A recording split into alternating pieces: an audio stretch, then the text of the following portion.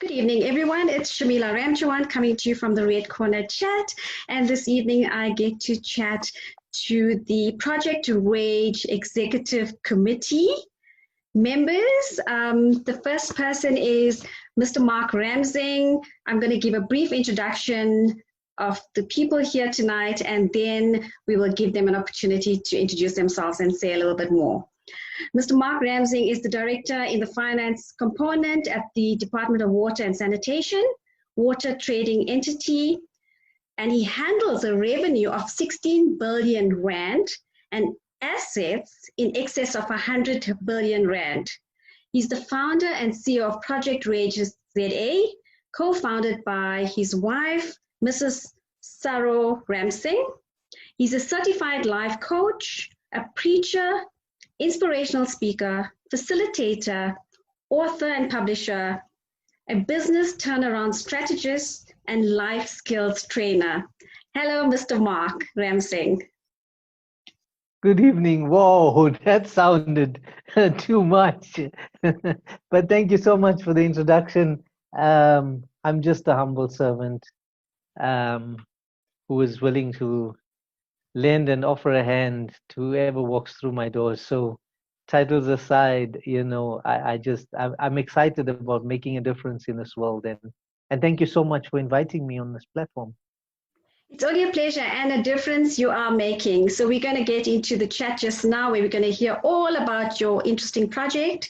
We move on to Dr. Phil Swangara, who serves pastors, ministries, and businesses as leadership strategists and a change and growth strategist. His purpose is to help others succeed in their calling and vision. He's the author of several books, including Where Are the Fathers? Exceed Strategies for Exponential Growth, Learn, Lead, Legacy, Leadership Lessons from King David and Habits for Success. Dr. Phil is the country director of TNet International. He has traveled extensively in the region and overseas as an international speaker, executive coach, leadership specialist, and motivational teacher. He strives to lead like Jesus. Hello, Dr. Phil. Thank you very much for hosting us today. Great to see you. It's only a pleasure, and we look forward to chatting to you. So we go to the rose amongst the thorns, Dr. Rosa van Niekerk, who is a legal eagle and owns her own legal entity called Rosa van Niekerk Attorneys. Rosa is an influential woman, a multiple award winner. She is a beauty with a purpose, pageant title owner, and lots more. Hello, Dr. Rosa. Hello, Shamila. Good evening, everybody. It's my absolute humble privilege to be here, and I'm so excited to be speaking on a topic that I am super passionate about. Thank you so much, and we look forward to chatting to you. For those of you who haven't or don't know much about Dr. Rosa van Niekerk, please look through the chats. I did have her on the Red Corner chat previously, and you'll get to know her a lot better. So we move on to Mr. Mark Ramsing.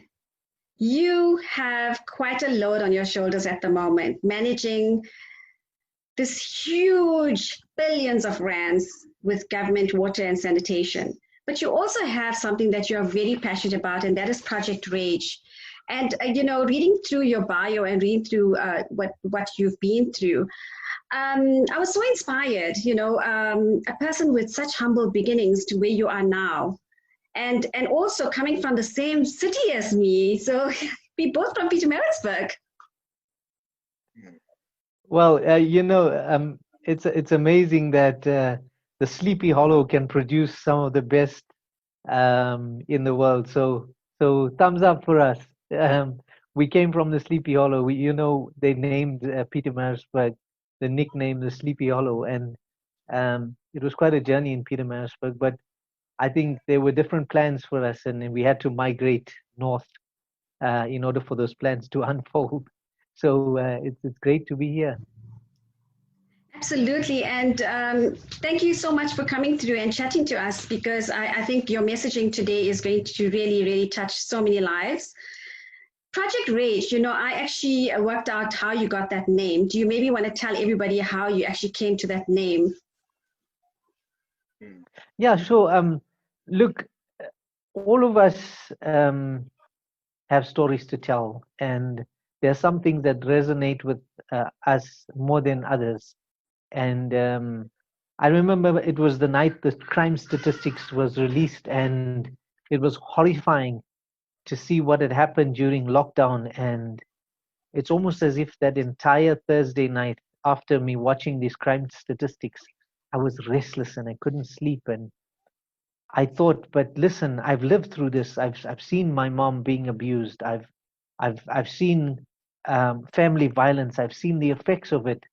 And you know, I always quote Edmund Burke, and I may not quote him verbatim, but one of the things that he said was, in order for evil to triumph, good men do nothing. And I thought to myself, but Mark, what is life worth if you're not making a difference? And as the sun began to rise, I literally began, I was literally sobbing because I was thinking about the millions of women, and I'm not saying gender-based violence is only particularly affected, women are affected by it, but most commonly, statistically, we understand that it's almost a crime against women. And I thought of those days when I was a little boy and helpless. I couldn't do anything. I was a skinny little boy in front of this powerful man that saw it, you know, as an amazing thing to actually abuse a woman and know that he could get away with it and play the sweetest and most wonderful man in the world when people came through to find out what was all this noise about. So, and when I began to think about this, I was actually sobbing, and my wife looked at me and said to me, "What's wrong? You know, what's going on? You don't normally wake up sobbing like that." And I said to her, "I cannot take the fact that not enough is done by men to address the issue, because gender-based violence is commonly a man problem, not a woman problem." And what is it when we look at these television screens and they show shots of women taking scraps of cardboard, writing down on it and crying out to government to intervene and help because they feel so helpless? And does it not actually cause them to lose more of their dignity by using scraps of cardboard to express the hurt and the pain that they're going through?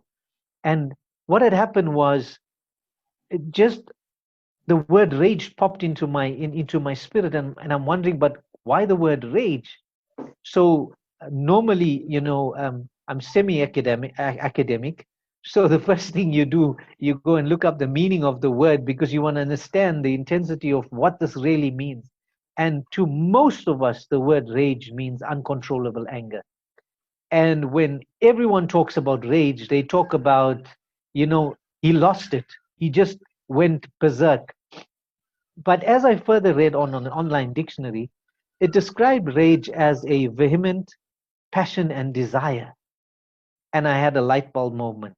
And that's when I began to understand that, hang on, rage also means vehement passion and desire. Now, if we try to understand the concept of that, I understand that males are driven by a hormone called testosterone. And the most strange thing of it all is that the same hormone, testosterone, that drives passion and desire is the same hormone that drives anger.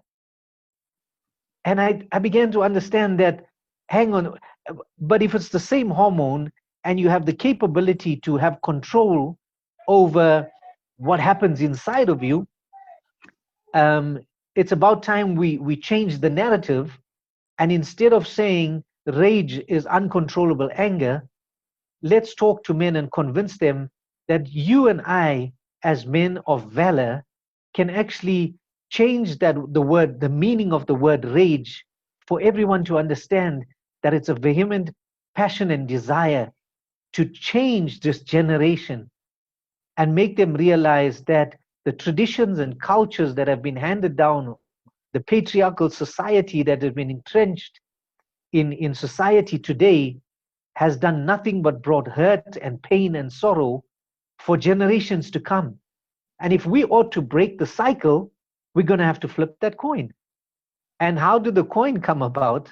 I thought about what is the largest currency in South Africa in a coin, and obviously it's a 5 rand. And you know, those of you who understand numerology in a Christian context, the word 5 represents grace. And I said, wait, here's something. 5 rand can't even buy you an ice cream. But if we got 1 million men to contribute 5 rand to help us make a difference in the lives of those who suffer in those shacks of shelters that we've created out of poor non-profit organizations that barely have a roof and paint falling off the walls and doors that don't even shut. But some of these women have come from affluent homes and good backgrounds and were thrown onto the streets without any hope. How can we convince 1 million men to flip a coin and take a pledge that they would never abuse a woman, but be part of the solution rather than contribute towards the problem? And that's when I decided that it's about time that I spoke to a few good friends that I only knew on Facebook, with exception to my nephew Matthew. I had never known any of these people before, and I had a chat with them, and those values just resonated with everyone. And that's how Project Rage was birthed, because they understood the concept of actually making a difference. Wow. So that's the beginning of Project Rage. So when did it all start? In the month of, let me get it correct, July. In the month, I remember our first meeting was on the 17th of July, and where we agreed on who's going to serve on the non-profit company. And it was amazing at how we worked remotely without even knowing each other. Everyone just gelled together with this passion and desire to come on board and say, listen, we're in, we want to do this, we want to make a difference. And you know, sometimes it's amazing that although we meet each other on social media, we're actually strangers, because we don't really know the person. We know the platform and what they present themselves on as the platform, on the platform.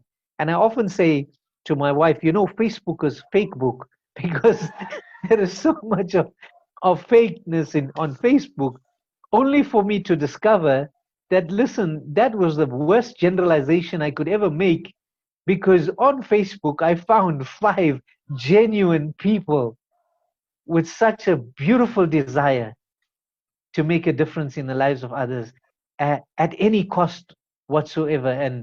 And we started our discussions, and we launched officially. We became a company in the month of August. So we registered a non-profit company as Project Rage ZA, and within 40 days we had already raised a following or group of 1,500 followers on Facebook. So it was like, this is happening because of 5 people who just want to make a difference. And you know, I'm a stickler for admin, I'm a stickler for perfection. I know perfection's overrated, but let's just say I'm a stickler for excellence. So I started putting all the documentation together and circulating it to everyone, and everyone was excited. And it's amazing how everyone just electronically signed everything, and the trust relationship was so awesome. Because what Rosa said to us was, obviously the rose among the thorns. She said, wait, hang on. It's the first time in my life I've ever seen a men's organization stand up for gender-based violence. And that's what makes us unique from the other organizations. And I believe that men need to be the voice to challenge men in society to make this culture shift and this change that is so required in how the lifestyles that we live, because it's a perpetual cycle that moves from one generation to another, and it cannot be broken if we don't have advocates who can stand up and say, listen, I understand that although it's entrenched in my culture, although it's entrenched in some you know some of the holy books that we misinterpret and present for our own agenda, we have to understand that it's not helping society, but women are such an important part of society, because I was raised by women mentors. They were the ones that gave me the courage to stand up and believe in myself, because I had a biological father, but I never had a father. And this is when these women stood up and became the model in order for me to understand that character goes before everything in life. And it was amazing that I had to follow the leadership and mentorship of my grandmother, who taught me a few principles about being a real man, you know. And that was the amazing part of my journey to getting to a place where look, you've achieved the career, you've achieved all of these, but there's still an emptiness and a void inside of you that makes you believe that success is okay, but significance means even more. And the only way to live a significant life is to add value to the lives of others. And when you do that, the fulfillment is far beyond you getting a check of whatever amount of money. You know, the gratification you get from seeing a smile on a face that says, I had no hope and you brought me some hope. That's my adrenaline. That fuels me every single day when I think about life itself. Definitely a sense of fulfillment, and that's what we all strive for. Going on to, thank you so much for that, Mark. There's so many words that we can take from what you just said, and they're just words of inspiration, and it's so much that you actually want to give back after what you've been through. So definitely moving ahead and making the change and making the difference and impacting other lives. So thank you so much for that. We definitely need more people like you on board. Dr. Rosa, how do you feel about being involved in Project Rage ZA?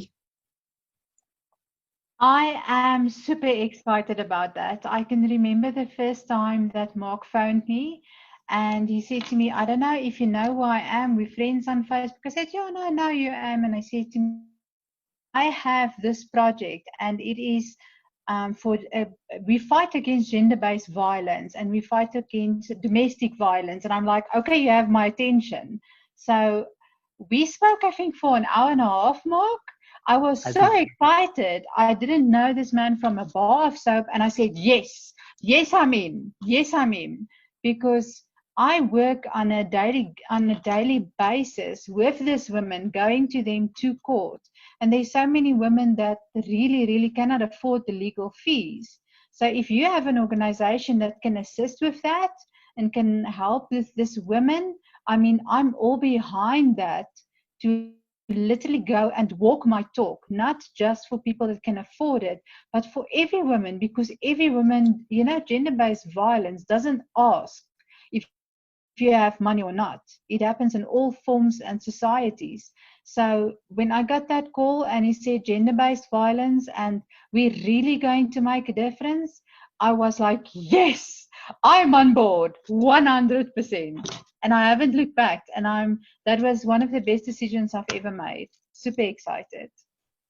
And I'm sure you're excited to see what's going to actually emanate from this entire project. Absolutely, absolutely. That's the thing about Project Rage is I always say, you have to walk your talk. Don't just make a media fuss. Walk your talk. And we walk our talk, you know, we literally have the intention to help women, and even speaking about it at this stage. And we have Mark is like the admin guru, you know, he's like the admin guru. So with everything in place and our launching, everything is just falling in place. And I always say, what God ordained, God will sustain. And these women are going to get the help that they need. And there's nothing more satisfying to me in this life than going to court with that woman, standing there saying, honey, you don't have to worry. I'm here. I'm going to help you. We're going to fight this fight. I'm your legal eagle. And to get that order, you know, and she doesn't have to be scared to go back home. Suddenly she's safe. Suddenly she's got a new life. Suddenly she feels like the queen that she is, literally, because we're God's queens. And that's amazing. That satisfaction that you can get from really changing somebody's life, really, really in an instant, it's priceless. It's priceless. None of us is doing this because we don't have other jobs. We are doing this because we're passionate. I'm doing this because I went through it. So it's my way of giving back and saying, honey, I've been there. Mama will fight for you. Thank you so much for that, Dr. Rosa. And yes, definitely, Mark, with handling all those billions, he has to be pedantic. We move on to, definitely, we move on to Dr. Phil. How are you doing today? I'm well. I am very well. So thank you so much for having me here, Shamila. It's great to be with my friends here. It's only a pleasure. Thank you so much for coming to chat to us today. So what is your take on Project Rage and your involvement? So when Mark spoke to me about Project Rage, he indicated that this was something that was coming from his heart, and he wanted to make a difference. And personally, because I mentor people like Mark and others, I was really excited. And then I said to myself, well, if we can make a difference, that would be amazing. So let's do it. I think he spoke to me for about 10 minutes or so, and then I said to him, well, you know that I will support you 100%, both as a brother and also as your mentor. I will support you 100%, and we will do it together and see fruit in the project and through the project. So very super excited as everyone here that we are doing something meaningful. Imagine if everyone was doing something little as it may be, but something that will leave a mark, something that will leave, that will do a dent to this very demon that we call gender-based violence. Imagine the impact that will have in our country and in our countries. So let's do something, and so I'm excited about that. Absolutely. We all need to do something about it. And if we all can get together and collaborate, and it will definitely make this world a better place. Just going back to you, you've penned so many books. What inspired you to write all those books? Well, Shamila, I'm passionate about people like you, leaders. I'm crazy about you. Whenever I see somebody who is leading, my adrenaline just rises up, because I know that you are doing something amazing, but you need support. You need somebody who can come and kind of raise your hand.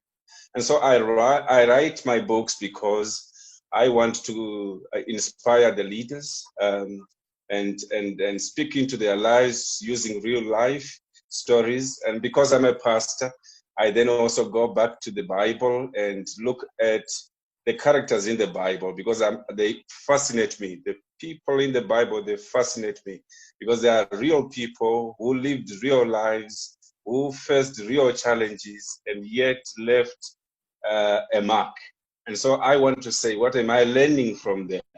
And what can I say to a leader like you if I if there's anything to say. So I write books inspired by personalities in the Bible, and also then the things that are happening around me, and yeah, so very exciting.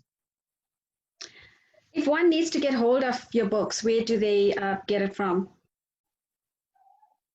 So they can go to my website, leaders.co.za, leaders.co.za, and then you can fill in a form there, or just send me an email. There is my email address there. There is my phone number there, and then we can courier the books to you. If you're in South Africa, if you want books on Amazon, they are there. So you just write my name, and then you will see my book there. Yeah. Awesome. I'm sure a lot of people would like to read your books because they would be quite inspirational. Thank you so much for that. Mark, I'm going to get back to you. I'm still like trying to wrap this around my head. Being a cleaner for 11 years, and now you handling one of the biggest budgets in the country. How did you do it? I know you said you have mentors, you had women mentors and role models, but how did you actually get to where you are? You know, what inspired you to go further, educate yourself? I mean, you left school when you were in grade 9? Correct. So there was something there. I'm trying to figure out what was it that actually now prompted you to do this and say, I'm going to do this. I'm going to believe in myself, and I'm going to actually make a name for myself one day. I know at that point you didn't look on the road ahead. You know, you probably took it day by day. But there was something, or who was that person? Look. First of all, I work in the office of the Chief Financial Officer, who runs the water trading entity that generates that amount of revenue and manages those amount of assets, and all of the workflow and everything, all the decision making has to go through my office. So we have 4 chief directors and about 12 directors whose work has to flow through my office for me to take notes and refer matters to the CFO for decision making. So it's a huge responsibility. But there was a turning point in my life that triggered my decision to either make my pain my platform or make it my prison. And I think each and every one of us get to a turning point in our lives where we have to be on this crossroads that we take a decision. Many of us veer off onto the wrong path, and some of us choose to vow never to replicate the suffering and pain that we have experienced in our lives. I think one of the motivating factors in my life is when I saw this pain unfold in front of me. I had made a concerted decision that I would never, ever, ever make a woman suffer ever in my life. And I say that from a point of absolute humility, because when you witness the heinous violence, you just wake up in the morning and there's blood everywhere, you know, and you don't know whether you're going to find someone living or dead. And you curl yourself up into a ball just to protect yourself in a fetal position. And you go to school every day, and when the teachers ask you what happened, you make all these excuses because you cannot tell people that you're going through the cycle of abuse because you're afraid that you've been threatened to be killed. But I want to say this with all humility, and I will not use profanity for the lack of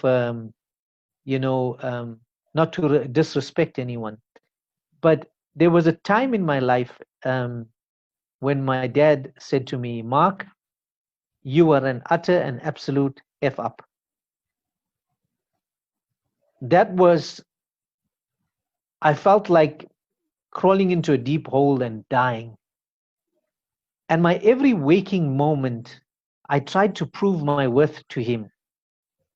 But I didn't realize that it wasn't about me, because in everything I had to do it with excellence, trying to win his validation.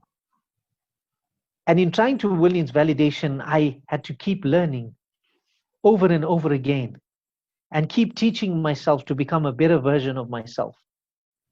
And although this was the most horrible and heinous thing, and I know the suffering of what young children go through and young men go through, but there's a point in your life where you have to understand that you can either replicate this and create misery, or you can be part of the solution and decide to make a difference out of the personal experiences that you go through. And talking about writing books, I wrote my life story called Game Over to Game On. And the reason why I believe God dropped that title into my spirit was that there were several moments in my life where it was absolute game over. I mean, here I was on a crossroads in standard 7, grade 9, great academic future.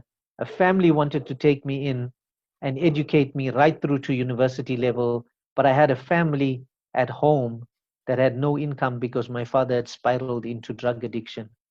So I had to make a choice to be an adult before I could be a teenager.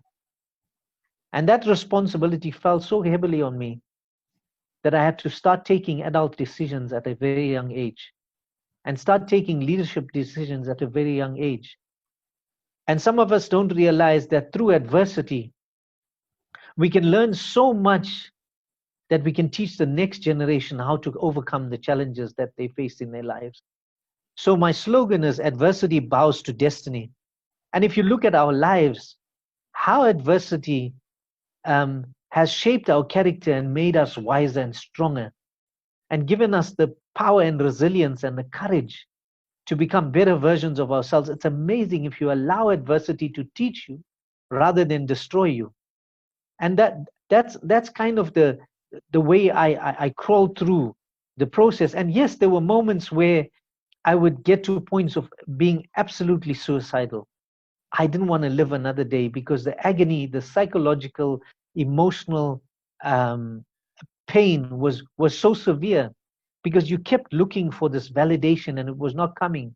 And no matter how great I would come first in my class and my dad would throw the report on the floor and tell me, you think you're too clever. I would come second in the class and he would throw the report on the floor and say to me, you can do better. Are you so stupid? So he was an absolute narcissist who could not be pleased and was fueled by actually living off the terror that he could instill in the hearts of others. And you know, the most amazing thing about all of this that has happened, there was another turning point in my life. I was back in the day when there was just these telecom phones with a mono ringtone that you had to stick on a wall. It was an ordinary day and the phone rang, and as I picked it up, the voice over the phone was so familiar. He had a voice that would always make me cringe, because no matter how old I was married at that time. We had settled into a little home, and he said, Mark, it's your dad. I said, Dad, how are you? And I tried to be cordial about it.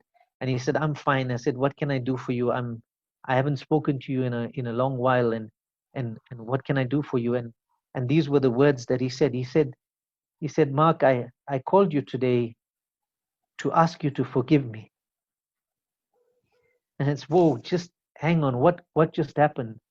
This powerful, powerful, powerful man that had so much of influence over my life, that I had spiraled into a place in my life where I felt so inferior and so useless.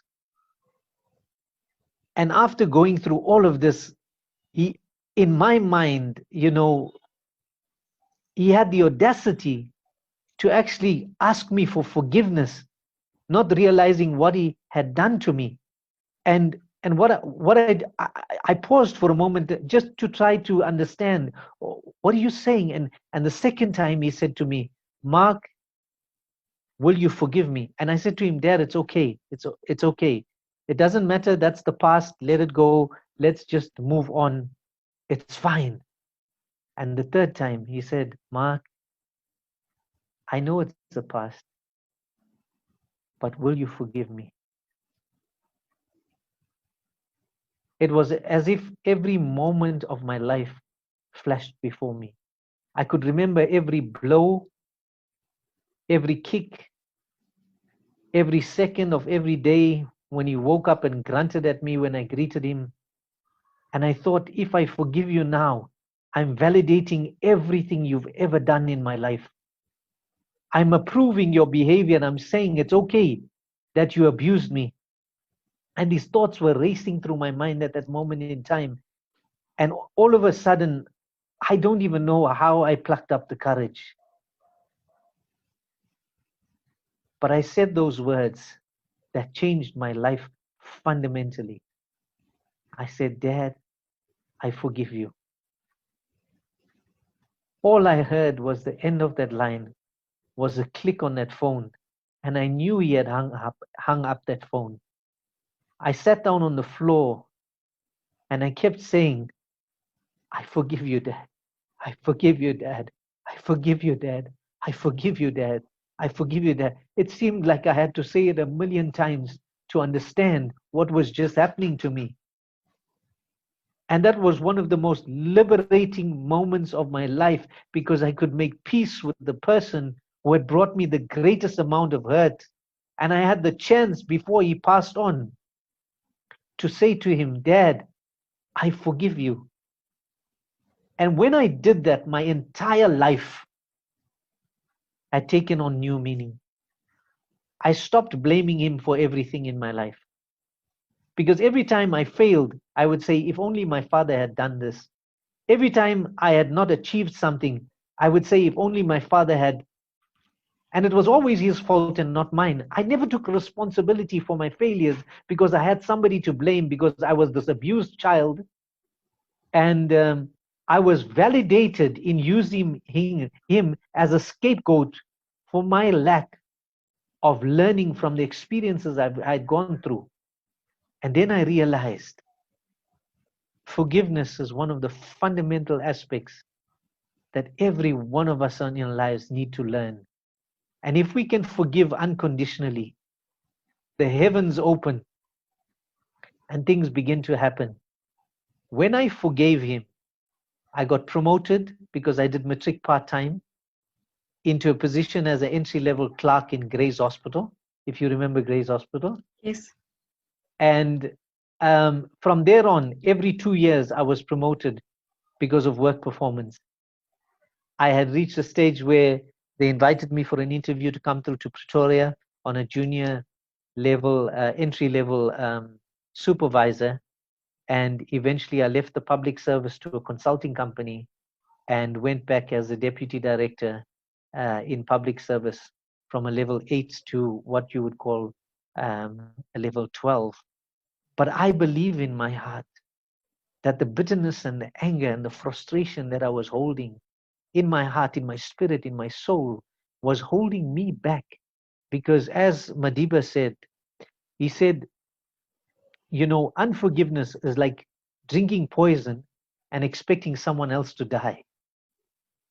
And I was living this toxic life of holding on to so much of anger and bitterness that I could not progress in my life until I was willing to let go and understand that life is bigger than your experiences, that the circumstances that you go through life cannot define you, because you are defined by what God intended you to be. And I always say to people, birds do what birds do, bees do what bees do, trees do what trees do, flowers do what flowers do, the sun does what the sun does, the moon does what the moon does, the sea does what the sea does, because they all understand their purpose. You don't have to teach them that. But why are we so lost not knowing our purpose? And when I discovered, listen, there's purpose in this pain. And I started writing this book. It was a soul cleansing experience, because for every game over moment I had experienced in my life, I realized how powerful it was that God had sent someone wonderful, or he had sent in some intervention to turn that game over moment into a game on moment. And this is how I live my life day to day, experiencing those game over moments. And then there's this turnaround. and you just see the beauty that there are beautiful people in this world, that not everyone is a monster trying to destroy you and kill you and break your destiny. So that was really important. And that's how I was able to power through with channeling the negative energy into something positive. So every time I felt angry, I would take a book and learn something. I would take a hammer and learn a skill. I would go and build a shelf. I would go and punch a punching bag. But I would use that negative energy to actually produce something. And that helped me as a man to take all that frustration out on doing something constructive, that when I step back, I could look back and say, yes, I was angry, but look how beautiful the shelf came out. Oh, yes, I was angry, but look how nicely I replaced that tap.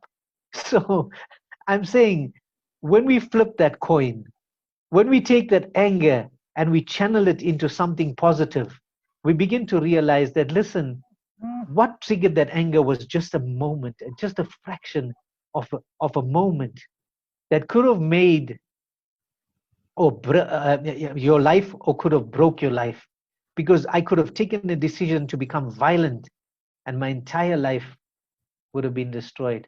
The sad truth was, 3 of my brothers had followed my father's path, and they had struggled to break that cycle. One of them actually passed on, but just before he passed on, he actually made that realization and change.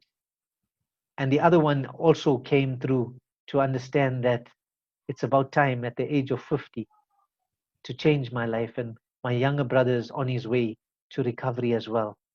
And so there's an amazing story in understanding that we don't have to live in the misery of what happened to us, because that's an event. And every time we go back to the negativity, we relive it. So we can't go back to the incident, but we have to go back to the strength that we've had to overcome that incident and celebrate that success, that you survived it. And that's what spurred me on. That's what spurred me on. And yeah, that's how I made it through those circumstances. I think your turning point was forgiveness, and that was actually what changed Absolutely. your life. And I think you got the blessing from your dad.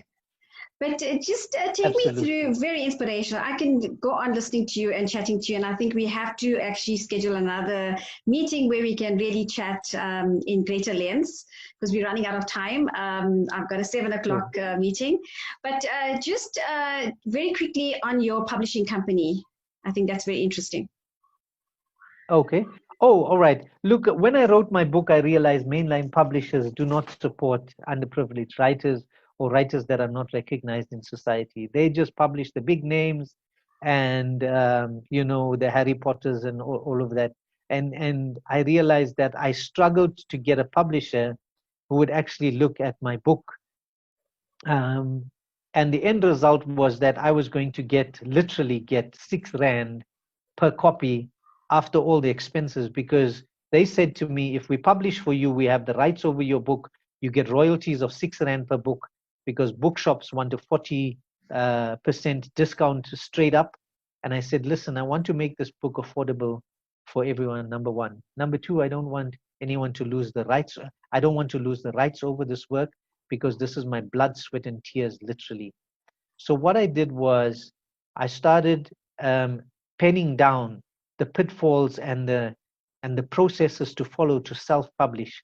And when I had mapped it out, I started having workshops with less underprivileged communities. Like in Hammanskraal, I would sponsor a workshop, and all the young writers, aspiring writers that would want to write books, I would give them a lesson, take them through the process, and then say to them, listen, I want to teach you that you have to make an investment.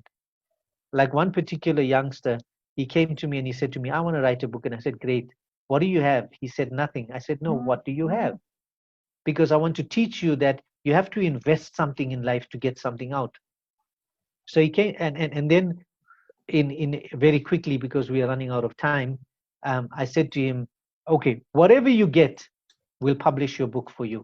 So he went home and he sold a cell phone and he sold an old desktop. He managed to raise 1,000 rand. And I said to him, listen, that's all you need for me to publish for you. Why? Because you realize the value that you actually invested in publishing this book. You didn't get it for free. And you will appreciate it because you gave up something that was close to you. So what I did was I took the very same money that he gave me and I bought the books from the printers and I gave it to him. So I literally did the publishing for him for almost free. So every now and again, there are people that would come through and say to me, Mark, I have nothing, I'm unemployed, I don't know how to make a living, but I've written a book and will you help me? And this is where I open the doors and I would say to them, listen, let me help you become a published author. And that's how the publishing side of what I do comes in. Obviously, paying clients would come in every now and again, and that's awesome. But it's not a prerequisite if you're going through something and I can help you achieve your dream. You know, I used to have a church at one stage and had this dream of building a mega church. And in 2016, when I lost my brother, there was a clear message that I haven't called you to build a mega church, but build mega people. I want you to go out there and see the potential in everyone and enhance that potential so that they become the greatest version of themselves. And ever since, I found more joy in that than I could ever find in anything else in life. Wow. So where can one get hold of your book?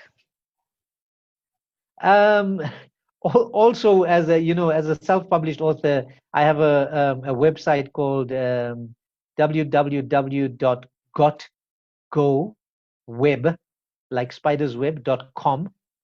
I have an online shop on the website, but they can contact me personally on my cell phone numbers, through Project Rage, through Facebook, and we're also able to get the books to them as well through that process.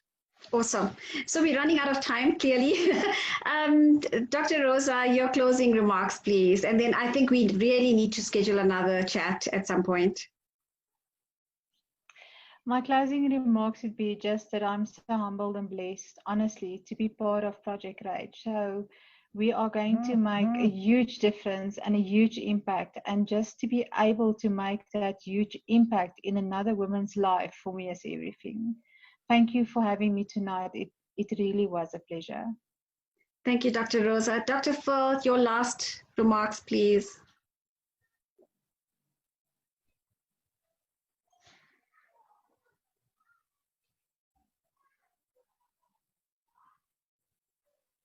I don't know if you've lost Dr. Phil along the way. I think he just needs to unmute himself. Okay, I've unmuted myself. Thank you. Shamila, thank you so much for having us here and making sure that Project Rage is heard on your platform. This is amazing. I just want to say that imagine if every man desired and saw purposed in their hearts to be a model parent, a model father, a model husband. Imagine what would happen. So I really would want to see a generation of fathers that will be a model. So let's do it, guys. Everyone who is listening, let's do it. Absolutely. Thank you so much, Project Rage team, for coming on board today and chatting to me and, just sharing your inspiring stories and the great messaging, that goes out there. And I'm so looking forward to chatting to all of you again. I think let's maybe touch base in 6 months' time to see how 6 months from the time you launch Project Rage, that's August, I think maybe Feb, just to see how it's going and the initiatives that you are undertaking, because I think you are out to make a huge difference in the lives of many people in South Africa. And who knows, maybe the inspiration can spread across the globe. Thank you so much for coming on board. All the best and take care. Bye. Thank you. Thank you. Bye-bye. Bye-bye.